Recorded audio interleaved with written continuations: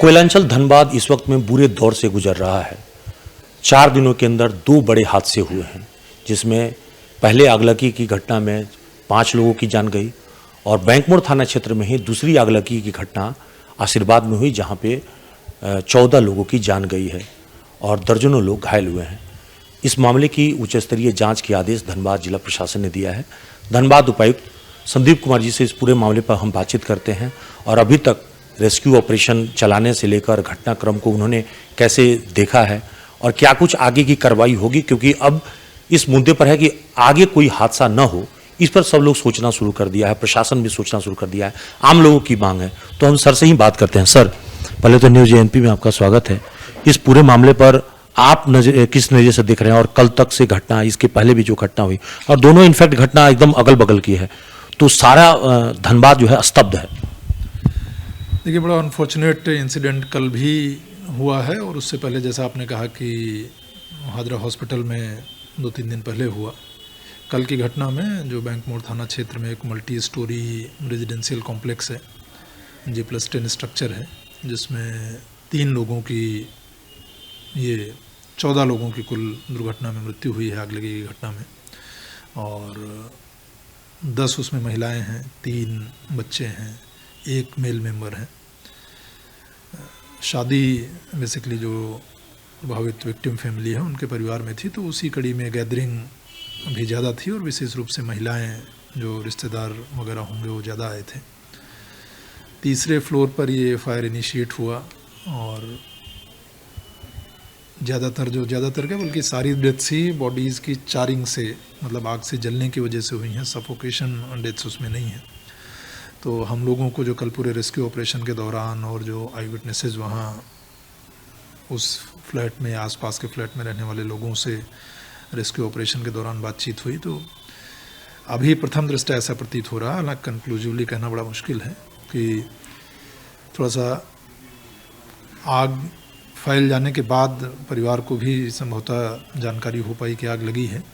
फिर fire department को सूचित किया गया, रेस्क्यू टीम्स वहाँ पे पहुँची, लेकिन अनफॉर्चुनेटली उन 14 डेथ्स को हम लोग नहीं रोक पाए। आग जो लगी वो मतलब दिए से आग लगी या गैस सिलेंडर के फटने से हुआ, कुछ तो हुआ होगा। ये रीज़न, शॉर्ट सर्किट, मतलब रीज़न ऑफ फायर क्या रहा है ये बताना अभी मुश्किल है, लेकिन जैसा आई विटनेसेस का वहाँ कहना कि संभवतः कोई रिचुअल या कोई कार्यक्रम वगैरह उस शादी समारोह के संबंध में चल रहा था और किसी दीपक या डिबरी वगैरह के उससे लगी है। लेकिन अगेन, जब तक हम लोग सर्टेन नहीं हो जाते, सुनिश्चित नहीं हो जाते, तब तक उसके बारे में फॉर्मली बताना मुश्किल होगा।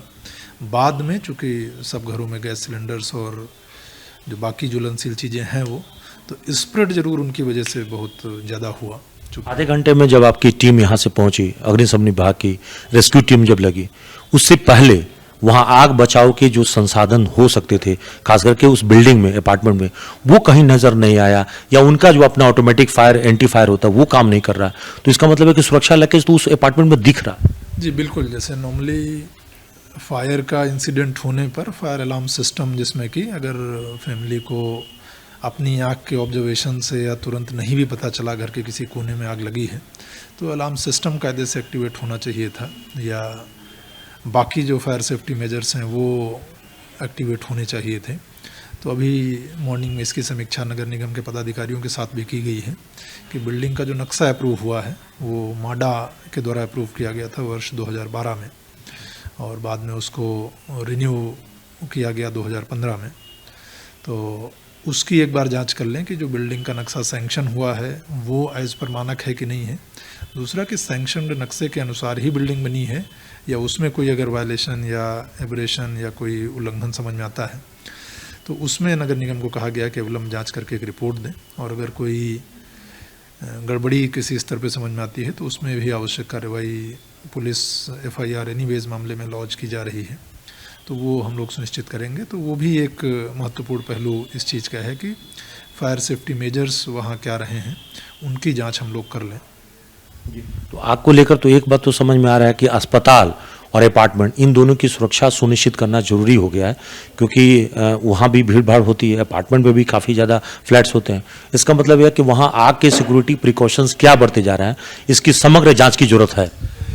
एक आदेश जिले से यहाँ सितंबर महीने में निकाला गया था, जिसमें 4-5 जो मेन डिपार्टमेंट हैं जो इससे संबंधित हैं, विशेष रूप से नगर निगम है, माडा है, विद्युत विभाग हैं, फायर सेफ्टी का जो अग्निशमन विभाग है उनको, कि एक पर्टिकुलर कारपेट एरिया से ज़्यादा बड़े या एक पर्टिकुलर हाइट से बड़े जो बिल्डिंग स्ट्रक्चर हैं उनके लिए अनिवार्य है कि फायर सेफ्टी के नॉर्म्स वहाँ फॉलो हों, एनओसी लेने के बाद कंस्ट्रक्शन हो। लेकिन पुरानी बिल्डिंगें जो हैं, जो इन नॉर्म्स के आने के पहले से जहाँ संरचना बनी हुई हैं, उनको भी एक निर्धारित समय सीमा में कंप्लायंस करना है। तो नगर निगम को उस समय भी और बाकी टीम्स को ये निर्देश है कि वो फायर सेफ्टी ऑडिट की जो प्रावधान है उसका अनुपालन सुनिश्चित कराएं। और फिर से विशेष रूप से जो बड़े स्ट्रक्चर्स हैं, कॉमर्शियल कॉम्प्लेक्स हैं, मॉल्स हैं, बाज़ार हैं, बड़े रेजिडेंशियल कॉम्प्लेक्सेज हैं, स्पेशली जो मल्टी स्टोरी हैं, हॉस्पिटल्स हो गए जहाँ पर कि क्राउड आता है, लोग रहते हैं, उनकी एक बार फायर सेफ्टी जांच करा लें, फायर सेफ्टी ऑडिट करा लें, और जो एब्रेशन या वायलेशंस हैं उनको एक तो रेक्टिफाई कर लें, और उसमें जो प्यूनिटिव वायलेशंस हैं उनमें कार्रवाई सुनिश्चित करें। हमारे पास रेस्क्यू के लिए 3 मंजिला के ऊंचे हमारे पास हाइड्रोलिक सीढ़ी नहीं है, और धनबाद में अब 16-17 ताला बिल्डिंग भी बन गए हैं। तो एक खतरा तो आगे भी बना रहेगा कि जब तक हम उसके पास हमारे पास संसाधन नहीं हो। दूसरा, इस पार्टिकुलर मामले में अगर लीकेज मिलता है तो क्या उस बिल्डर पे कार्रवाई भी होगी, प्राथमिकी भी होगी? नहीं, बिल्कुल, जैसे मैंने शुरू में कहा कि 2 चीज़ें हैं। एक तो नक्शा मानक के अनुसार अप्रूव हुआ है कि नहीं, ये एक जांच का विषय है। दूसरा कि अप्रूवल के अनुसार बिल्डिंग बनी है कि नहीं, ये तो इन दोनों स्टेज पे अगर कहीं पर कोई वायलेशन है या कोई गड़बड़ी है तो उसमें बिल्कुल जो सख्ततम कार्रवाई है, मोस्ट सीवियर एक्शन है, वो हम लोग सुनिश्चित करेंगे। और बाकी जगह जैसे आपने कहा कि मल्टी स्टोरी बिल्डिंग्स जो हमारे पास में हैं, तो हाइड्रोलिक प्लेटफॉर्म या बाकी जो फायर सेफ्टी मेजर्स और इक्विपमेंट्स हैं उसके लिए भी हम लोग एक बार फायर डिपार्टमेंट की टीम के साथ में भी मॉर्निंग में एक असेसमेंट किया गया। तो टेंडर्स वगैरह हमारे पास हैं यहाँ पर पर्याप्त मात्रा में। BCCL के पास भी कई बार हम लोगों को अगर ज़रूरत होती है तो उनसे भी हम लोग लेते हैं। लेकिन ये हाई राइज बिल्डिंग्स में फायर की सिचुएशन में हम लोग पूरी तरह से प्रिपेयर्ड हों, उसका एक गैप असेसमेंट किया जा रहा है। देन फिर फायर सेफ्टी डिपार्टमेंट से बात करके जो बाकी रिक्वायर्ड इक्विपमेंट्स या मशीनरी है वो प्रोक्योर करने की कार्रवाई शुरू की जाएगी। तो अभी जांच कमेटी जो बनाया है वो किसके नेतृत्व में जांच कर रही है? उसमें 2 बेसिकली कमेटीज़ हैं। एक तो आग लगी की जो जनरल क्या इस पर्टिकुलर मामले में जो आग की घटना हुई है तो उसके क्या कारण रहे हैं, बाई लॉज वगैरह में उनका पालन अनुपालन हुआ है या नहीं हुआ है, और बाकी अन्य जो विषय हों तो अपर समाहर्ता धनबाद की अध्यक्षता में, जिसमें सहायक नगर आयुक्त संयोजक हैं उस कमेटी में, इलेक्ट्रिक वर्क्स डिवीज़न जो बिल्डिंग की इंटरनल वायरिंग और ये चीज़ें देखते हैं उनके कार्यपालक अभियंता और अग्निशमन विभाग के पदाधिकारी, ये टीम है जो कि जांच करके उनको 4 दिन के अंदर कहा गया कि एक तथ्यात्मक रिपोर्ट दें कि प्रथम दृष्टया और स्पॉट विजिट के पश्चात क्या उनको कारण समझ में आ रहे हैं। देन दूसरा एक निर्देश जो नगर निगम की टीम है उनको दिया गया है कि बिल्डिंग की स्ट्रक्चरल स्टेबिलिटी एक बार असेस कर लें, क्योंकि 2 फ्लोर बुरी तरह आग से प्रभावित रहे हैं। तो जो क्रिटिकल सपोर्टिंग कॉलम्स हैं या बाकी चीज़ें हैं जिन पर कि बिल्डिंग का वेट है, उनको कोई मेजर डैमेज तो नहीं हुआ है, कि बिल्डिंग इन जनरल सेफ़ है या नहीं है। एनीवेज अभी जिस ब्लॉक में आग लगी है उसको हम लोगों ने पूरा इवैक्यूएट कराया है, उसमें भी कोई ऑक्यूपेंट नहीं है। एक बार ये स्ट्रक्चरल स्टेबिलिटी नगर निगम की टीम निर्धारित कर लेती है, देन फिर उनके वायरिंग और बाकी चीज़ें चेक करने के बाद लोगों को हम लोगों ने कल अपील भी किया था कि उसके बाद वहाँ जाएं। और फॉर द टाइम बीइंग बहुत लोग हैं जो अपने रिलेटिव्स के यहाँ या जो नोन फैमिली मेम्बर्स या फ्रेंड्स हैं उनके यहाँ रहना चाहते थे, तो प्रशासन हर तरह का जो उनके रिहेबिलिटेशन की आश्रय की व्यवस्था है वो हम लोग कर रहे हैं।